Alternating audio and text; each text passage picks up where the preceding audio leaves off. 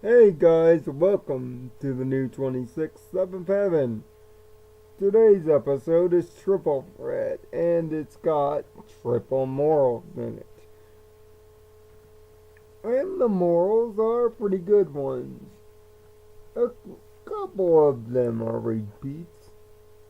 And it brings back Ember from 6 out of 6 Gauntlet of Fire and Thorax from Time Door Changeling, and of course the Season 6 finale.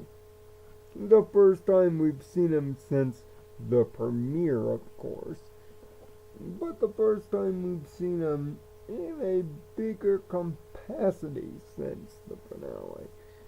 He's in Ponyville to get some advice from Spike. Sadly, Ember is also there to get advice and hang out with Spike. And it was Spike that set up this double doom of a day. On top of that, the cutie map also has something for him to do. Luckily and thankfully for the writing in this episode, both things are connected. But it's up to Spike to solve the problem. Sadly, this is where the episode really falters. Because Spike doesn't end up solving the problem himself that he created. The two opposite cultures end up solving their own problems by talking to themselves. Ember says for Thorax to pull a Fluttershy and be more assertive. Of course, being assertive in life can be a problem, 'cause putting your foot down can have consequences, especially in certain volatile friendships. But you have to stay firm, stay in control, and especially as a leader of a group or a team, knowing who the top dog is, but also being able to be down to earth is also very important. Ember's lesson is not to take everything as a competition and learn, although it may be uncomfortable, to let your friends, or even in this case rivals, know how you truly feel. And not be afraid to talk about it. And be willing to be forward with your feelings. This can be very difficult. Because for kids especially, being socially judged and peer pressured is constant now in the era of the internet.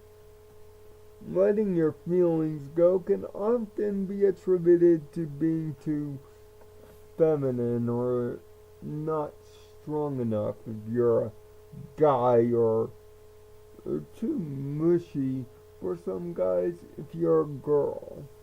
But trust me, getting your feelings out and dealing with the problem directly is usually the way to solve most friendship problems. And you definitely want to do it before things begin to escalate, which is Spike's biggest mistake here.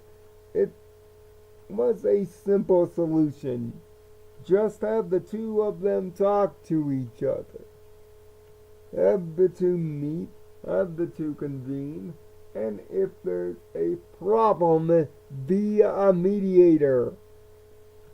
Unfortunately, Spike chooses not to do this. He instead chooses to let the stress get the better of him. In other words, he was getting stressed out much like his pseudo mother, Lesson Zero style, over nothing. nothing at all.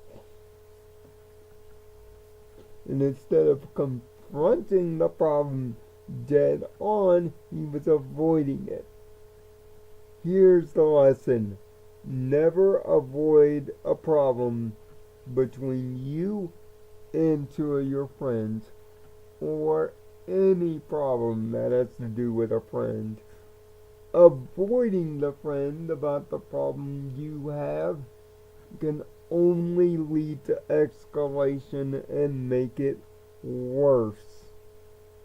Talk it out.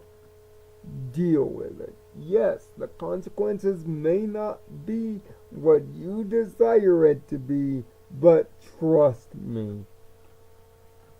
Dealing with it when it's small can turn what used to be a problem into a laughable moment. And yes, this episode is full of laughs. Unfortunately, at Spike's failure of a character's expense. Throughout this entire episode, Spike is an absolute funny failure. And this is not in the positive. This is definitely in the negative, as his constant avoidance of the problem is constantly being brought up by Twy and Star. By the way, the only reason I'm calling them Twy and Star is because Ember brings up the most interesting of things in a joke. And by the way, Ember is wonderful in this episode. Once again, her learning how to be friends leads to some hilarious Bob jokes and a nice little sequence in which she all says what the fans are thinking again to Twy and Starlight. It leads to one of the most hilarious exchanges this season. And it's also wonderful to see my waifu and Starlight bouncing off of each other again.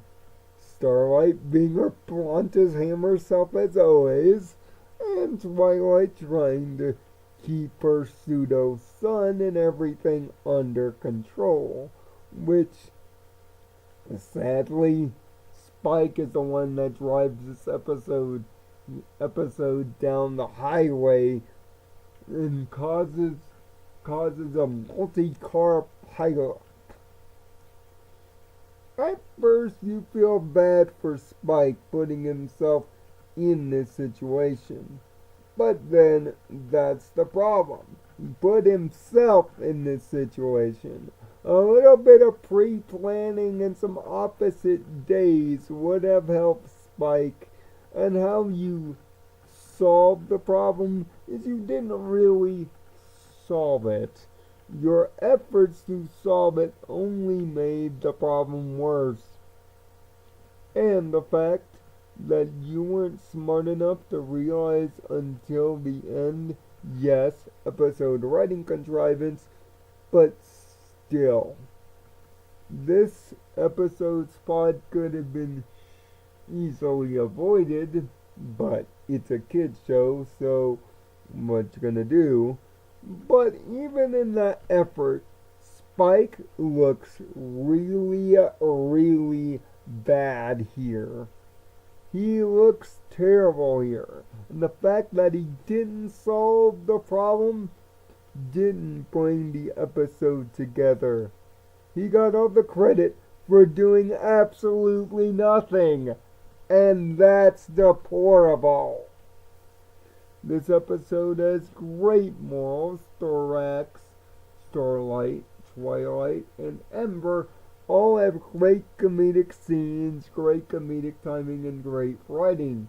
But leave it to Spike in a Spike episode after a great streak of Spike episodes to break his own streak.